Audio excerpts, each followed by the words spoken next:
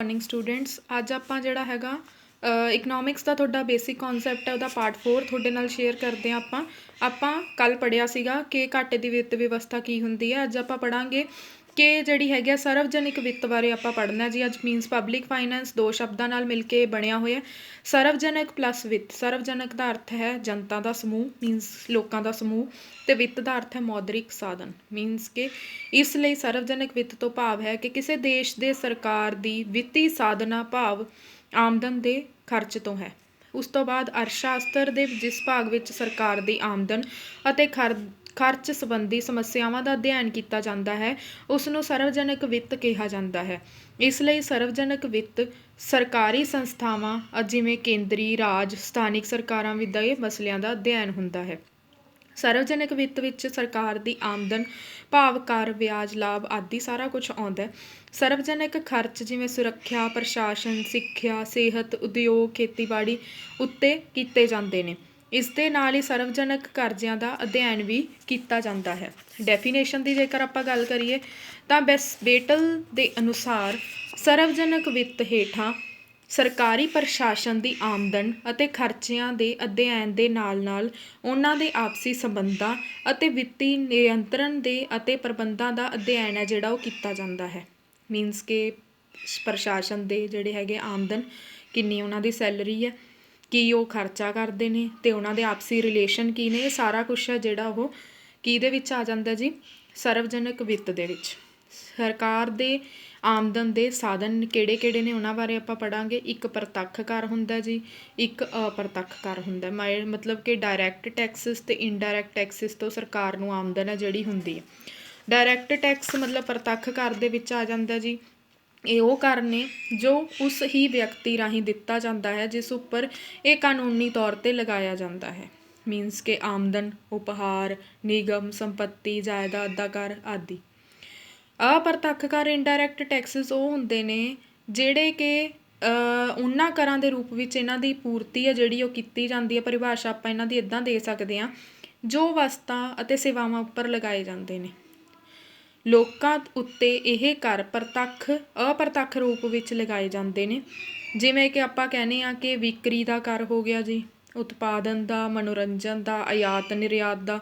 Means ਆਪਾਂ ਕਹਿੰਦੇ ਹਾਂ ਕਿ ਲਾਈਕ ਪੈਟਰੋਲ ਵੱਧ ਗਿਆ ਤਾਂ ਉਹਦੇ ਵਿੱਚ ਨਾਲ ਸਾਰੀਆਂ ਕੀਮਤਾਂ ਨੇ ਜਿਹੜੀਆਂ ਉਹ ਵੱਧ ਜਾਂਦੀਆਂ ਨੇ। ਉਹ ਕਿਉਂਕਿ ਸਪਲਾਈ ਹੈ ਜਿਹੜੀ ਉਹ ਟਰੱਕਸ ਵਗੈਰਾ ਦੁਆਰਾ ਹੁੰਦੀ ਹੈ। ਦੈਨ ਉਹਦੇ ਵਿੱਚ ਪੈਟਰੋਲ ਹੈ ਜਿਹੜਾ ਉਹਦੀ ਕੀਮਤ ਵਧਣ ਕਰਕੇ ਜਿਹੜਾ ਹੈਗਾ ਸਾਰਿਆਂ ਤੋਂ ਹੀ ਇਹ ਕਰ ਹੈ ਜਿਹੜਾ ਉਹ ਹੌਲੀ ਹੌਲੀ ਕਰਕੇ ਵਸੂਲ ਲਿਆ ਜਾਂਦਾ। ਤਾਂ ਉਹ ਹੁੰਦੇ ਨੇ ਇਨਡਾਇਰੈਕਟ ਟੈਕਸਿਸ। ਫਿਰ ਆ ਗਿਆ ਜੀ ਸਰਵਜਨਕ ਕਰਜ਼ੇ, ਪਬਲਿਕ ਡੈਬਿਟ। ਹਰ ਇੱਕ ਸਰਕਾਰ ਆਪਣੇ ਖਰਚਿਆਂ ਨੂੰ ਪੂਰਾ ਕਰਨ ਲਈ ਕਈ ਪ੍ਰਕਾਰ ਦੇ ਕਰਜ਼ੇ ਲੈਂਦੀ ਹੈ। ਇਹਨਾਂ ਕਰਜ਼ਿਆਂ ਨੂੰ ਸਰਵਜਨਕ ਕਰਜ਼ੇ ਕਿਹਾ ਜਾਂਦਾ ਹੈ। ਸਰਵਜਨਕ ਕਰਜ਼ਿਆਂ ਦਾ ਅਰਥ ਸਰਕਾਰ ਰਾਹੀਂ ਲਏ ਗਏ ਸਾਰੇ ਕਿਸਮਾਂ ਦੇ ਕਰਜ਼ਿਆਂ ਤੋਂ ਹੈ। ਇਸ ਵਿੱਚ ਦੇਸ਼ ਦੇ ਆਂਤਰਿਕ ਸਾਧਨਾਂ ਤੋਂ ਅਤੇ ਵਿਦੇਸ਼ਾਂ ਤੋਂ ਲਏ ਗਏ ਦੋਨੋਂ ਪ੍ਰਕਾਰ ਦੇ ਕਰਜ਼ੇ ਨੇ ਜਿਹੜੇ ਸ਼ਾਮਿਲ ਹੁੰਦੇ ਨੇ। ਡੈਫੀਨੇਸ਼ਨ: ਸਰਵਜਨਕ ਕਰਜ਼ਾ ਸਰਕਾਰ ਰਾਹੀਂ ਬੈਂਕਾਂ, ਵਪਾਰਿਕ ਸੰਸਥਾਵਾਂ ਅਤੇ ਵਿਅਕਤੀਆਂ ਤੋਂ ਲਿਆ ਗਿਆ ਕਰਜ਼ਾ ਹੁੰਦਾ ਹੈ। ਕਿਸਮਾਂ: ਇਹਨਾਂ ਦੀਆਂ ਕਿਸਮਾਂ ਕਿਹੜੀਆਂ ਹੁੰਦੀਆਂ ਨੇ? ਮੁੱਖ ਰੂਪ ਨਾਲ ਇਹ ਦੋ ਪ੍ਰਕਾਰ ਦਾ ਹੁੰਦਾ ਜੀ। ਆਂਤਰਿਕ ਕਰਜ਼ਾ ਮਤਲਬ ਇੰਟਰਨਲ ਡੈਬਟ, ਇਹ ਉਹ ਕਰਜ਼ੇ ਨੇ ਜਿਸ ਵਿੱਚ ਕਿਸੇ ਦੇਸ਼ ਦੇ ਅੰਦਰ ਉਸ ਦੇਸ਼ ਦੀ ਜਨਤਾ ਅਤੇ ਬੈਂਕਾਂ ਆਦਿ ਵਿੱਤੀ ਸੰਸਥਾਵਾਂ ਤੋਂ ਜਿਹੜੇ ਪ੍ਰਾਪਤ ਕੀਤੇ ਜਾਂਦੇ ਨੇ। ਇਹ ਦੇਸ਼ ਦੀ ਮੁਦਰਾ ਵਿੱਚ ਪ੍ਰਾਪਤ ਹੁੰਦੇ ਨੇ ਜੀ। ਮਤਲਬ ਜਿਹੜੀ ਆਪਣੀ ਕਰੰਸੀ ਚੱਲ ਰਹੀ ਹੈ ਉਹਦੇ ਵਿੱਚ ਹੀ ਪ੍ਰਾਪਤ ਹੁੰਦੇ ਨੇ। ਇਹਨਾਂ ਦੇ ਮੂਲਧਨ ਅਤੇ ਵਿਆਜ ਦਾ ਭੁਗਤਾਨ ਵਿੱਚ ਵੀ ਦੇਸ਼ ਦੀ ਮੁਦਰਾ ਵਿੱਚ ਹੀ ਕੀਤਾ ਜਾਂਦਾ ਹੈ। ਭਾਰਤ ਸਰਕਾਰ ਆਂਤਰਿਕ ਕਰਜ਼ੇ ਨੂੰ ਕਈ ਪ੍ਰਕਾਰ ਦੇ ਬੌਂਡ ਪੱਤਰਾਂ ਰਾਹੀਂ ਜਾਰੀ ਕਰਕੇ ਇਕੱਠਾ ਕਰਦੀ ਹੈ, ਜਿਵੇਂ ਇੰਦਰਾ ਵਿਕਾਸ ਪੱਤਰ, ਨੈਸ਼ਨਲ ਬੱਚਤ ਸਰਟੀਫਿਕੇਟ, ਨੈਸ਼ਨਲ ਬੱਚਤ ਸਕੀਮ ਆਦਿ। ਵਿਦੇਸ਼ੀ ਕਰਜ਼ਾ, ਐਕਸਟਰਨਲ ਡੈਬਿਟ। ਵਿਦੇਸ਼ੀ ਅਤੇ ਅੰਤਰਰਾਸ਼ਟਰੀ ਸੰਸਥਾਵਾਂ, ਵਿਦੇਸ਼ੀ ਬੈਂਕਾਂ ਆਦਿ ਤੋਂ ਜੋ ਕਰਜ਼ੇ ਪ੍ਰਾਪਤ ਕੀਤੇ ਜਾਂਦੇ ਹਨ ਉਹਨਾਂ ਨੂੰ ਵਿਦੇਸ਼ੀ ਕਰਜ਼ੇ ਆਪਾਂ ਕਹਿੰਦੇ ਹਾਂ ਜੀ। ਆਮ ਤੌਰ 'ਤੇ ਇਹ ਜਿਹੜੇ ਹੈਗੇ ਨੇ ਆਮ ਤੌਰ 'ਤੇ ਇਹਨਾਂ ਦੇ ਮੂਲਧਨ ਅਤੇ ਵਿਆਜ ਦਾ ਵਿਦੇਸ਼ੀ ਮੁਦਰਾ ਵਿੱਚ ਹੀ ਭੁਗਤਾਨ ਹੈ ਜਿਹੜਾ ਉਹ ਕੀਤਾ ਜਾਂਦਾ। ਅੱਗੇ ਆ ਗਿਆ ਜੀ ਗਰੀਬੀ ਦਰ, ਪਾਵਰਟੀ ਲਾਈਨ। ਕਿਸੇ ਦੇਸ਼ ਦੀ ਗਰੀਬੀ ਨੂੰ ਮਾਪਣ ਦਾ ਇੱਕ ਉਪਾਅ ਉਹਦੀ ਗਰੀਬੀ ਰੇਖਾ ਦੀ ਧਾਰਨਾ ਹੈ। ਗਰੀਬੀ ਰੇਖਾ ਤੋਂ ਹੇਠਾਂ ਜਿੰਨੇ ਵੀ ਵਿਅਕਤੀ ਹੁੰਦੇ ਹਨ ਉਹਨਾਂ ਨੂੰ ਗਰੀਬ ਮੰਨਿਆ ਜਾਂਦਾ। ਮਤਲਬ ਕਿ ਜੇ ਪਰਿਭਾਸ਼ਾ ਦੀ ਗੱਲ ਕਰੀਏ ਇਸ ਦਾ ਅਰਥ ਉਸ ਧਨ ਤੋਂ ਹੈ ਜੋ ਇੱਕ ਵਿਅਕਤੀ ਨੂੰ ਪ੍ਰਤੀ ਮਹੀਨੇ ਘੱਟੋ ਘੱਟ ਉਪਭੋਗ ਕਰਨ ਲਈ ਜ਼ਰੂਰੀ ਦੇਣਾ ਹੈ। ਗਰੀਬੀ ਰੇਖਾ ਦਾ ਪੱਧਰ ਉਸ ਰਕਮ ਦੇ ਬਰਾਬਰ ਮੰਨਿਆ ਜਾਂਦਾ ਹੈ ਜੋ ਇੱਕ ਵਿਅਕਤੀ ਨੂੰ ਜਿਉਂਦਾ ਰਹਿਣ ਲਈ ਪ੍ਰਤੀ ਮਹੀਨਾ ਆਪਣੀਆਂ ਘੱਟੋ ਘੱਟ ਲੋੜਾਂ ਨੂੰ ਪੂਰਾ ਕਰਨ ਲਈ ਜ਼ਰੂਰੀ ਹੈ। ਮੀਨਸ ਮੰਨ ਲਓ ਕਿ ਤੁਹਾਨੂੰ ਜਿਹੜਾ ਹੈਗਾ ਇੱਕ ਆਮ ਪਰਿਵਾਰ ਦਾ ਜਿਹੜਾ ਖਰਚਾ ਹੈ, ਮੰਨ ਲਓ ਉਹ 10,000 ਜਾਂ 15,000 ਘੱਟ ਤੋਂ ਘੱਟ ਚੱਲ ਸਕਦਾ, ਤਾਂ ਉਹ ਜਿਹੜਾ ਹੈਗਾ ਜੇ ਉਸ ਤੋਂ ਵੀ ਉਹਨਾਂ ਨੂੰ ਘੱਟ ਮਿਲ ਰਿਹਾ ਤਾਂ ਉਹ ਗਰੀਬੀ ਰੇਖਾ ਤੋਂ ਥੱਲੇ ਜਿਹੜਾ ਆਪਣਾ ਜੀਵਨ ਹੈ ਉਹ ਬਤੀਤ ਕਰ ਰਹੇ ਨੇ। ਭਾਰਤ ਵਿੱਚ ਗਰੀਬੀ ਰੇਖਾ ਦਾ ਵਿਸਤਾਰ। ਭਾਰਤ ਵਿੱਚ ਕੀਮਤ ਪੱਧਰ ਵਿੱਚ ਪਰਿਵਰਤਨ ਆਉਣ ਨਾਲ ਨਾਲ ਗਰੀਬੀ ਰੇਖਾ ਦੀ ਸੀਮਾ ਵਿੱਚ ਵੀ ਪਰਿਵਰਤਨ ਆਉਂਦਾ ਰਿਹਾ ਹੈ। ਯੋਜਨਾ ਆਯੋਗ ਦੁਆਰਾ 1962 ਵਿੱਚ ਨਿਯੁਕਤ ਮਾਹਰ ਸਮਿਤੀ ਨੇ ਗਰੀਬੀ ਰੇਖਾ ਨੂੰ ਨਿਰਧਾਰਿਤ ਕਰਨ ਲਈ ਨਿਊਨਤਮ ਉਪਭੋਗ ਜਿਹੜਾ ਮਾਪਦੰਡ ਸੀ ਉਹਨੂੰ ਅਪਣਾਇਆ ਸੀ। ਇਸ ਕਮੇਟੀ ਦੇ ਅਨੁਸਾਰ ਗਰੀਬੀ ਰੇਖਾ ਤੋਂ ਹੇਠਾਂ ਉਹ ਵਿਅਕਤੀ ਮੰਨੇ ਜਾਣਗੇ ਜਿਨ੍ਹਾਂ ਦਾ ਪ੍ਰਤੀ ਮਹੀਨਾ ਉਪਭੋਗ 1960-61 ਦੀਆਂ ਕੀਮਤਾਂ 'ਤੇ 20 ਰੁਪਏ ਤੋਂ ਘੱਟ ਹੈ, ਜਦੋਂ ਕਿ 68-69 ਦੇ ਵਿੱਚ 40 ਹੋ ਗਿਆ ਜੀ ਵੱਧ ਕੇ। ਠੀਕ ਹੈ ਜੀ। ਇਸ ਤਰ੍ਹਾਂ ਮਤਲਬ ਜਨਸੰਖਿਆ ਜਿਹੜੀ ਕ੍ਰਮਵਾਰ 1767 ਕਰੋੜ ਅਤੇ 21.6 ਕਰੋੜ ਸੀਗੀ ਜੀ ਉਦੋਂ। ਸੰਨ 1976-77 ਵਿੱਚ ਇਹ ਜਿਹੜਾ ਸੀਗਾ ਗਰੀਬੀ ਰੇਖਾ ਵਿੱਚ ਉਹ ਮੰਨਿਆ ਜਾਂਦਾ ਸੀ ਜਿਹਦੀ 62 ਰੁਪਏ ਤੋਂ ਘੱਟ ਹੈ ਜੀ। ਸ਼ਹਿਰੀ ਇਲਾਕੇ ਵਿੱਚ 71 ਤੋਂ ਘੱਟ ਸੀਗੀ ਜੀ। ਅਜਿਹੇ ਲੋਕਾਂ ਦੀ ਸੰਖਿਆ 1977 ਅਤੇ 78 ਵਿੱਚ 23.9 ਕਰੋੜ ਸੀਗੀ ਅਤੇ ਸ਼ਹਿਰੀ ਇਲਾਕੇ ਵਿੱਚ 5.5 ਕਰੋੜ ਸੀਗੀ। ਇਸ ਤਰ੍ਹਾਂ ਇਹਨਾਂ ਯੋਜਨਾਵਾਂ ਦੇ ਵਿੱਚ ਆਪਾਂ ਚੈੱਕ ਕਰਦੇ ਗਏ ਜੀ ਅਤੇ ਐਂਡ ਨੂੰ ਇਹ ਜਿਹੜੀਆਂ ਹੈਗੀਆਂ ਨੇ ਯੋਜਨਾਵਾਂ ਦੇ ਵਿੱਚ ਜਿਹੜੀ ਹੈਗੀ ਆ ਜਨਸੰਖਿਆ ਜਿਵੇਂ ਆਪਾਂ ਕਹੀਏ ਭਾਰਤ ਦੇ ਵੱਖ-ਵੱਖ ਰਾਜਾਂ ਦੇ ਵਿੱਚ ਜਿਹੜੀ ਗਰੀਬੀ ਦੀ ਸੰਖਿਆ ਇਹ ਵੱਖ-ਵੱਖ ਹੈ। ਇਹ ਅਨੁਮਾਨ ਲਗਾਇਆ ਗਿਆ ਹੈ ਉੱਤਰ ਪ੍ਰਦੇਸ਼, ਬਿਹਾਰ, ਮੱਧ ਪ੍ਰਦੇਸ਼ ਅਤੇ ਉੜੀਸਾ ਵਿੱਚ ਗਰੀਬੀ ਦੀ ਸੰਖਿਆ ਸਭ ਤੋਂ ਵੱਧ ਹੈ। 2009-10 ਦੇ ਵਿੱਚ ਉੱਤਰ ਪ੍ਰਦੇਸ਼ ਵਿੱਚ 37.7%, ਬਿਹਾਰ ਵਿੱਚ 53.5%, ਉੜੀਸਾ ਵਿੱਚ 37% ਅਤੇ ਤਾਮਿਲਨਾਡੂ ਵਿੱਚ 17.1% ਜਿਹੜੇ ਲੋਕ ਨੇ ਉਹ ਗਰੀਬੀ ਰੇਖਾ ਤੋਂ ਥੱਲੇ ਜੀਵਨ ਬਤੀਤ ਕਰਦੇ ਨੇ। ਫਿਰ ਆ ਗਿਆ ਜੀ ਵਿਕਾਸ ਦਰ, ਗਰੋਥ ਰੇਟ। ਵਿਕਾਸ ਦਰ ਹੁੰਦਾ ਜੀ ਹਰੇਕ ਅਰਥ ਵਿਵਸਥਾ ਦੀ ਆਰਥਿਕ ਉੱਨਤੀ ਨੂੰ ਵਿਕਾਸ ਦਰ ਰਾਹੀਂ ਦਰਸਾਇਆ ਜਾਂਦਾ ਹੈ। ਵਿਕਾਸ ਦਰ ਤੋਂ ਪਤਾ ਚੱਲਦਾ ਹੈ ਕਿ ਇੱਕ ਨਿਸ਼ਚਿਤ ਸਾਲ ਦੀ ਤੁਲਨਾ ਵਿੱਚ ਕਿਸੇ ਹੋਰ ਸਾਲ ਵਿੱਚ ਕਿਸੇ ਆਰਥਿਕ ਤੱਤ ਜਿਵੇਂ ਰਾਸ਼ਟਰੀ ਆਮਦਨ ਹੋ ਗਈ, ਪ੍ਰਤੀ ਵਿਅਕਤੀ ਆਮਦਨ ਹੋ ਗਈ, ਕਿੰਨੇ ਪ੍ਰਤੀਸ਼ਤ ਉਹਨਾਂ ਦੇ ਵਿੱਚ ਜਿਹੜਾ ਪਰਿਵਰਤਨ ਹੈ ਆਇਆ।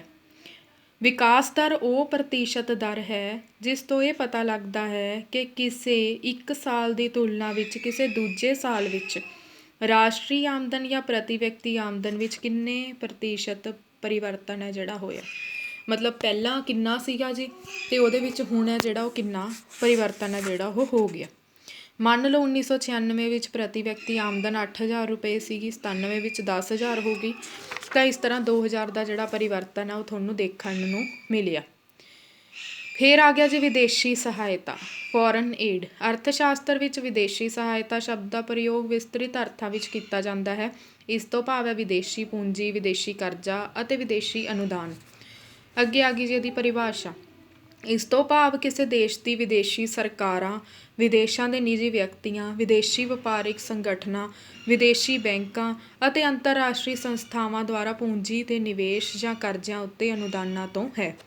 ਵਿਦੇਸ਼ੀ ਸਹਾਇਤਾ ਦੀਆਂ ਕਿਸਮਾਂ 2 ਪ੍ਰਕਾਰ ਦੀ ਹੁੰਦੀ ਹੈ ਜੀ ਇਹ, ਇੱਕ ਵਿਦੇਸ਼ੀ ਪੂੰਜੀ, ਇੱਕ ਵਿਦੇਸ਼ੀ ਕਰਜ਼ੇ। ਫਿਰ ਆ ਜਾਂਦਾ ਜੀ ਵਿਦੇਸ਼ੀ ਅਨੁਦਾਨ।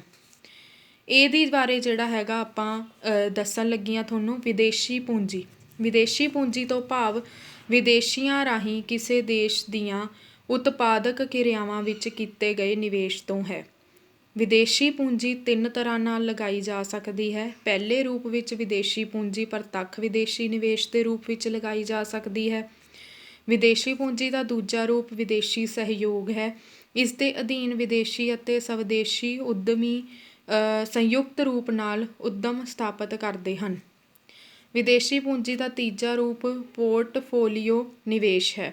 ਇਹ ਨਿਵੇਸ਼ ਵਿਦੇਸ਼ੀ ਕੰਪਨੀਆਂ ਦੁਆਰਾ ਕਿਸੇ ਦੇਸ਼ ਦੀ ਕੰਪਨੀਆਂ ਦੀ ਸ਼ੇਅਰ ਪੂੰਜੀ ਜਾਂ ਰਿਣ ਪੱਤਰ ਆਦਿ ਵਿੱਚ ਕੀਤਾ ਜਾਂਦਾ ਹੈ।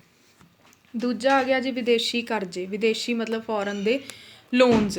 ਵਿਦੇਸ਼ੀ ਕਰਜ਼ੇ ਵਿਦੇਸ਼ੀ ਸਰਕਾਰਾਂ ਤੋਂ, ਵਪਾਰ ਸੰਸਥਾਵਾਂ ਤੋਂ ਅਤੇ ਅੰਤਰਰਾਸ਼ਟਰੀ ਸੰਸਥਾਵਾਂ ਤੋਂ ਪ੍ਰਾਪਤ ਕੀਤੇ ਜਾਂਦੇ ਨੇ।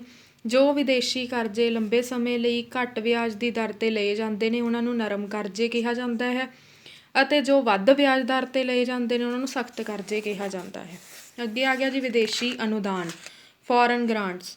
ਵਿਦੇਸ਼ੀ ਅਨੁਦਾਨ ਵਿਦੇਸ਼ੀ ਸਹਾਇਤਾ ਦਾ ਉਹ ਹਿੱਸਾ ਹੈ ਜੋ ਇੱਕ ਵਿਦੇਸ਼ੀ ਸਰਕਾਰਾਂ ਅਤੇ ਸੰਸਥਾਵਾਂ ਤੋਂ ਸਹਾਇਤਾ ਦੇ ਰੂਪ ਵਿੱਚ ਪ੍ਰਾਪਤ ਹੁੰਦੇ ਹਨ ਅਤੇ ਜਿਸ ਨੂੰ ਵਾਪਸ ਨਹੀਂ ਕਰਨਾ ਪੈਂਦਾ। ਇਸ ਉੱਪਰ ਕੋਈ ਵਿਆਜ ਵੀ ਨਹੀਂ ਦੇਣਾ ਪੈਂਦਾ। ਉਸ ਤੋਂ ਬਾਅਦ ਜੀ ਆ ਗਿਆ ਤੁਹਾਡੇ ਕੋਲ ਭੁਗਤਾਨ ਸੰਤੁਲਨ, ਬੈਲੈਂਸ ਆਫ ਪੇਮੈਂਟ। ਕਿੰਡਲਬਰਗਰ ਦੇ ਸ਼ਬਦਾਂ ਵਿੱਚ ਇੱਕ ਦੇਸ਼ ਦਾ ਭੁਗਤਾਨ ਸੰਤੁਲਨ ਉਸ ਦੇਸ਼ ਦੇ ਨਿਵਾਸੀਆਂ ਅਤੇ ਵਿਦੇਸ਼ੀਆਂ ਵਿਚਕਾਰ ਕੀਤੇ ਗਏ ਸਾਰੇ ਆਰਥਿਕ ਸੌਦਿਆਂ ਦੀ ਕ੍ਰਮਵਾਰ ਲੇਖਾ ਜਿਹੜਾ ਹੈਗਾ ਮੰਨਿਆ ਜਾਂਦਾ। ਇਹਦੀਆਂ ਮੱਦਾਂ ਇਹਦੇ ਦੋ ਹਿੱਸਿਆਂ ਦੇ ਵਿੱਚ ਵੰਡਿਆ ਜਾਂਦਾ, ਚਾਲੂ ਖਾਤੇ ਦੀਆਂ ਮੱਦਾਂ ਅਤੇ ਪੂੰਜੀ ਖਾਤੇ ਦੀਆਂ ਮੱਦਾਂ। ਚਾਲੂ ਖਾਤੇ ਦੀਆਂ ਮੁੱਖ ਮੱਦਾਂ ਹੇਠ ਲਿਖੀਆਂ ਨੇ। ਪਹਿਲਾ ਆ ਗਿਆ ਜੀ ਇਹਦੇ ਵਿੱਚ ਦ੍ਰਿਸ਼ ਵਸਤਾਂ ਦਾ ਆਯਾਤ ਤੇ ਨਿਰਯਾਤ, ਜਿਵੇਂ ਕੱਪੜਾ, ਮਸ਼ੀਨਾਂ, ਚਾਹ ਆਦਿ। ਦੂਜਾ ਆ ਗਿਆ ਅਪਰਤੱਖ ਜਾਂ ਅਦ੍ਰਿਸ਼ ਵਸਤਾਂ, ਜਿਵੇਂ ਬੀਮਾ ਕੰਪਨੀਆਂ, ਬੈਂਕਾਂ, ਜਹਾਜ਼ਰਾਨੀ, ਡਾਕਟਰਾਂ, ਇੰਜੀਨੀਅਰ ਸੇਵਾਵਾਂ, ਇਹਨਾਂ ਦੇ ਵਿੱਚ ਜਿਹੜਾ ਮੱਦਾਂ ਸ਼ਾਮਿਲ ਹੁੰਦੀਆਂ ਨੇ। ਪੂੰਜੀ ਖਾਤੇ ਦੀਆਂ ਮੱਦਾਂ ਦੇ ਵਿੱਚ ਆ ਜਾਂਦਾ ਨਿੱਜੀ ਕਰਜ਼ੇ, ਬੈਂਕ ਪੂੰਜੀ, ਸਰਕਾਰੀ ਪੂੰਜੀ, ਸੋਨੇ ਦਾ ਆਯਾਤ ਨਿਰਯਾਤ ਆਦਿ। ਜੇਕਰ ਚਾਲੂ ਖਾਤੇ ਦੇ ਆਯਾਤ ਨਿਰਯਾਤ ਨਾਲੋਂ ਵੱਧ ਹਨ ਤਾਂ ਭੁਗਤਾਨ ਸੰਤੁਲਨ ਘਾਟੇ ਦਾ ਹੁੰਦਾ ਹੈ, ਜਿਵੇਂ ਭਾਰਤ ਦਾ ਭੁਗਤਾਨ ਸੰਤੁਲਨ ਘਾਟੇ ਦਾ ਹੈ। ਇਸ ਘਾਟੇ ਨੂੰ ਪੂੰਜੀ ਖਾਤੇ ਦੁਆਰਾ ਪੂਰਾ ਕੀਤਾ ਜਾਂਦਾ ਹੈ। ਫਿਰ ਆ ਗਿਆ ਜੀ ਮੌਦਰਿਕ ਨੀਤੀ। ਮੌਦਰਿਕ ਨੀਤੀ ਮਤਲਬ ਮੋਨੀਟਰੀ ਪੋਲਿਸੀ, ਉਹ ਨੀਤੀ ਹੈ ਜਿਸ ਰਾਹੀਂ ਕਿਸੇ ਦੇਸ਼ ਦੀ ਸਰਕਾਰ ਜਾਂ ਕੇਂਦਰੀ ਬੈਂਕ ਦੁਆਰਾ ਵਿਸ਼ੇਸ਼ ਟੀਚਿਆਂ ਦੀ ਪ੍ਰਾਪਤੀ ਲਈ, ਮਤਲਬ ਮੁਦਰਾ ਦੀ ਪੂਰਤੀ, ਮੁਦਰਾ ਦੀ ਲਾਗਤ, ਮੁਦਰਾ ਦੀ ਉਪਲਬਧੀ ਨੂੰ ਕੰਟਰੋਲ ਕੀਤਾ ਜਾਂਦਾ ਹੈ। ਮੌਦਰਿਕ ਨੀਤੀ ਉੱਤੇ ਉਦੇਸ਼ ਨੇ ਜਿਹੜੇ ਉਹ ਆ ਜਾਂਦੇ ਨੇ ਕੀਮਤ ਸਥਿਰਤਾ, ਪੂਰਾ ਰੁਜ਼ਗਾਰ, ਆਰਥਿਕ ਵਿਕਾਸ, ਵਟਾਂਦਰਾ ਸਥਿਰਤਾ, ਆਰਥਿਕ ਅਸਮਾਨਤਾ ਦੀ ਕਮੀ। ਪਰਿਭਾਸ਼ਾ ਆ ਜਾਂਦੀ ਹੈ ਇਹਦੀ, ਮੌਦਰਿਕ ਨੀਤੀ ਦਾ ਸੰਬੰਧ ਵਿਆਜ ਦੀ ਦਰ ਅਤੇ ਸਾਖ ਦੀ ਉਪਲਬਧੀ ਨੂੰ ਨਿਯੰਤਰਣ ਵਿੱਚ ਕਰਕੇ ਕੁੱਲ ਮੰਗ ਦੇ ਪੱਧਰ ਅਤੇ ਸੰਰਚਨਾ ਨੂੰ ਪ੍ਰਭਾਵਿਤ ਕਰਨ ਨਾਲ ਹੈ। ਇਸ ਦੀਆਂ ਵਿਧੀਆਂ ਆ ਜਾਂਦੀਆਂ ਨੇ ਪੰਜ ਵਿਧੀਆਂ ਨੇ ਜਿਹੜੀਆਂ ਮੁੱਖ ਤੌਰ 'ਤੇ ਅਪਣਾਈਆਂ ਜਾਂਦੀਆਂ ਨੇ। ਪਹਿਲਾ ਆ ਜਾਂਦਾ ਬੈਂਕ ਦਰ। ਬੈਂਕ ਦਰ ਇੱਕ ਮਹੱਤਵਪੂਰਨ ਵਿਧੀ ਹੈ। ਬੈਂਕ ਦਰ ਵਿਆਜ ਦੀ ਉਹ ਦਰ ਹੈ ਜਿਸ 'ਤੇ ਕਿਸੇ ਦੇਸ਼ ਦਾ ਕੇਂਦਰੀ ਬੈਂਕ ਦੂਜੇ ਬੈਂਕ ਨੂੰ ਕਰਜ਼ਾ ਦੇਣ ਲਈ ਤਿਆਰ ਹੁੰਦਾ ਹੈ। ਬੈਂਕ ਦਰ ਦੇ ਵਧਣ 'ਤੇ ਵਿਆਜ ਦੀ ਦਰ ਵੱਧਦੀ ਹੈ ਅਤੇ ਕਰਜ਼ਾ ਮਹਿੰਗਾ ਹੁੰਦਾ ਹੈ। ਖੁੱਲ੍ਹੇ ਬਾਜ਼ਾਰ ਦੀਆਂ ਕਿਰਿਆਵਾਂ, ਓਪਨ ਮਾਰਕੀਟ ਆਪਰੇਸ਼ਨਸ। ਇਸ ਤੋਂ ਭਾਵ ਹੈ ਕੇਂਦਰੀ ਬੈਂਕ ਰਾਹੀਂ ਖੁੱਲ੍ਹੇ ਬਾਜ਼ਾਰ ਦੀਆਂ ਪ੍ਰਤੀਭੂਤੀਆਂ ਨੂੰ ਖਰੀਦਣਾ ਅਤੇ ਵੇਚਣਾ। ਮੰਦੀ ਦੀ ਸਥਿਤੀ ਵਿੱਚ ਕੇਂਦਰੀ ਬੈਂਕ ਪ੍ਰਤੀਭੂਤੀਆਂ ਨੂੰ ਖਰੀਦਦਾ ਹੈ। ਇਸ ਦੇ ਸਿੱਟੇ ਵਜੋਂ ਬੈਂਕਾਂ ਕੋਲ ਪ੍ਰਤੱਖ ਅਤੇ ਅਪਰਤੱਖ ਦੋਨਾਂ ਪ੍ਰਕਾਰ ਦੀ ਨਕਦੀ ਰਿਜ਼ਰਵ ਨੇ ਜਿਹੜੇ ਉਹਦੇ ਵੱਧ ਜਾਂਦੇ ਨੇ।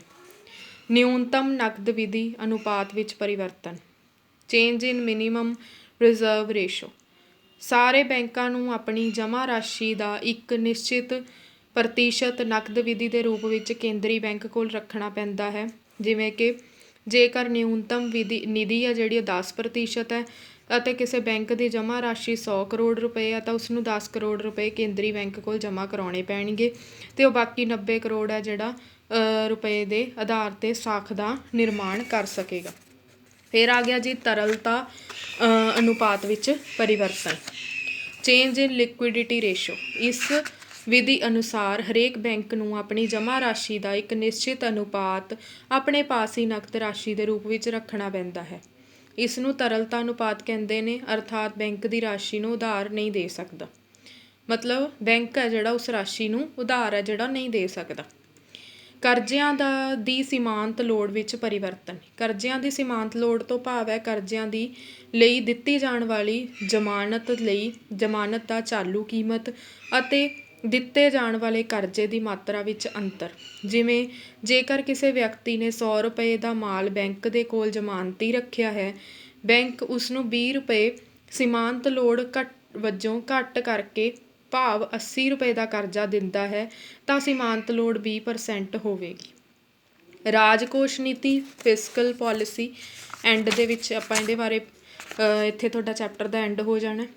ਆਧੁਨਿਕ ਯੁੱਗ ਵਿੱਚ ਸਰਕਾਰ ਦੀਆਂ ਆਰਥਿਕ ਕਿਰਿਆਵਾਂ ਬਹੁਤ ਵੱਧ ਗਈਆਂ ਨੇ ਜੀ। ਸਰਕਾਰ ਆਪਣੀ ਆਮਦਨ ਅਤੇ ਖਰਚਿਆਂ ਵਿੱਚ ਪਰਿਵਰਤਨ ਕਰਕੇ ਕੁੱਲ ਮੰਗ ਨੂੰ ਕਾਫੀ ਹੱਦ ਤੱਕ ਪ੍ਰਭਾਵਿਤ ਕਰ ਸਕਦੀ ਹੈ। ਸਰਕਾਰ ਦੀ ਆਮਦਨ ਅਤੇ ਖਰਚਿਆਂ ਸੰਬੰਧੀ ਨੀਤੀ ਨੂੰ ਰਾਜਕੋਸ਼ੀ ਨੀਤੀ ਕਿਹਾ ਜਾਂਦਾ ਹੈ ਜੀ। ਰਾਜਕੋਸ਼ੀ ਨੀਤੀ ਦੇ ਉਦੇਸ਼ ਨੇ ਉਹ ਹੇਠ ਲਿਖੇ ਨੇ। ਪਹਿਲਾ ਆਰਥਿਕ ਵਿਕਾਸ, ਦੂਜਾ ਕੀਮਤ ਸਥਿਰਤਾ, ਤੀਜਾ ਵਟਾਂਦਰਾ ਸਥਿਰਤਾ, ਚੌਥਾ ਪੂਰਨ ਰੁਜ਼ਗਾਰ ਤੇ ਪੰਜਵਾਂ ਆਰਥਿਕ ਸਮਾਨਤਾ। ਡੈਫੀਨੇਸ਼ਨ ਇਹਦੀ ਹੈ ਡਾਲਟਨ ਦੇ ਸ਼ਬਦਾਂ ਦੇ ਵਿੱਚ ਜੇਕਰ ਗੱਲ ਕਰੀਏ ਤਾਂ ਸਰਕਾਰ ਦੇ ਨਿਸ਼ਚਿਤ ਉਦੇਸ਼ਾਂ ਦੀ ਪ੍ਰਾਪਤੀ ਕਰਨ ਲਈ ਆਮਦਨ, ਖਰਚ ਅਤੇ ਕਰਜ਼ਿਆਂ ਸੰਬੰਧੀ ਨੀਤੀ ਨੂੰ ਰਾਜਕੋਸ਼ ਨੀਤੀ ਕਹਿੰਦੇ ਨੇ। ਇਹਦੀਆਂ ਵਿਧੀਆਂ ਕਿਹੜੀਆਂ ਕਿਹੜੀਆਂ ਨੇ? ਸਭ ਤੋਂ ਪਹਿਲਾਂ ਆ ਜਾਂਦਾ ਸਾਰਵਜਨਿਕ ਆਮਦਨ। ਇਹਦੇ 3 ਮੁੱਖ ਢੰਗ ਹੁੰਦੇ ਨੇ। ਪਹਿਲਾ ਹੁੰਦਾ ਟੈਕਸ। ਕਰ ਇੱਕ ਅਜਿਹਾ ਜ਼ਰੂਰੀ ਭੁਗਤਾਨ ਹੈ ਜੋ ਸਰਕਾਰ ਨੂੰ ਕਾਨੂੰਨ ਦੇ ਅਨੁਸਾਰ ਦਿੱਤਾ ਜਾਂਦਾ ਹੈ। ਕਰ 2 ਪ੍ਰਕਾਰ ਦੇ ਨੇ, ਪ੍ਰਤੱਖ ਤੇ ਅਪਰਤੱਖ। ਉਹਦੇ ਬਾਰੇ ਆਪਾਂ ਪਹਿਲਾਂ ਹੀ ਡਿਸਕਸ ਕਰ ਚੁੱਕੇ ਹਾਂ। ਜਿਹੜੇ ਸਿੱਧਾ ਵਿਅਕਤੀਆਂ ਤੋਂ ਲਏ ਜਾਂਦੇ ਨੇ ਜੀ ਉਹ ਪ੍ਰਤੱਖ ਕਰ ਨੇ, ਤੇ ਜਿਹੜੇ ਸਾਰਿਆਂ ਤੋਂ ਹੀ ਲਏ ਜਾਂਦੇ ਨੇ ਉਹ ਜਿਹੜੇ ਹੈਗੇ ਨੇ ਅਪਰਤੱਖ ਕਰ ਨੇ। ਫਿਰ ਆ ਗਿਆ ਜੀ ਸਰਵਜਨਕ ਕਰਜ਼ੇ। ਸਰਕਾਰ ਜਨਤਾ ਕੋਲੋਂ ਕਰਜ਼ਿਆਂ ਦੇ ਰੂਪ ਵਿੱਚ ਜੋ ਰਕਮ ਇਕੱਠੀ ਕਰਦੀ ਹੈ ਉਸਨੂੰ ਸਰਵਜਨਕ ਕਰਜ਼ੇ ਕਿਹਾ ਜਾਂਦਾ ਹੈ। ਫਿਰ ਆ ਜਾਂਦਾ ਘਾਟੇ ਦੀ ਵਿੱਤ ਵਿਵਸਥਾ। ਇਹ ਉਹ ਵਿਧੀ ਹੈ ਜਿਸ ਰਾਹੀਂ ਸਰਕਾਰ ਆਪਣੇ ਘਾਟੇ ਨੇ ਜਿਹੜੇ ਕੇਂਦਰੀ ਬੈਂਕ ਤੋਂ ਕਰਜ਼ੇ ਲੈ ਕੇ ਪੂਰੇ ਕਰਦੀ ਹੈ। ਦੂਜਾ ਲਾਸਟ ਦੇ ਵਿੱਚ ਆ ਜਾਂਦਾ ਸਰਵਜਨਕ ਖਰਚੇ। ਸਰਕਾਰ ਦੁਆਰਾ ਕੀਤੇ ਖਰਚਿਆਂ ਨੂੰ ਸਰਵਜਨਕ ਖਰਚੇ ਕਿਹਾ ਜਾਂਦਾ ਹੈ। 4 ਪ੍ਰਕਾਰ ਦੇ ਹੋ ਸਕਦੇ ਨੇ। ਪਹਿਲਾ ਸਰਵਜਨਕ ਕੰਮ, ਜਿਵੇਂ ਸੜਕਾਂ, ਪੁਲ, ਡੈਮ ਆਦਿ ਬਣਾਤੀਆਂ।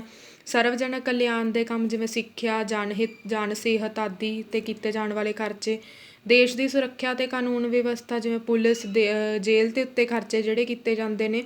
ਤੇ ਚੌਥਾ ਉਤਪਾਦਕਾਂ ਨੂੰ ਉਤਪਾਦਨ ਅਤੇ ਨਿਰਯਾਤ ਵਧਾਉਣ ਲਈ ਦਿੱਤੀ ਜਾਣ ਵਾਲੀ ਆਰਥਿਕ ਸਹਾਇਤਾ ਅਤੇ ਲੋਕਾਂ ਨੂੰ ਟਰਾਂਸਫਰ ਪੇਮੈਂਟ ਕਰਨ ਲਈ ਕੀਤੇ ਗਏ ਖਰਚੇ ਆਦਿ ਇਹਦੇ ਵਿੱਚ ਆ ਜਾਂਦੇ ਨੇ।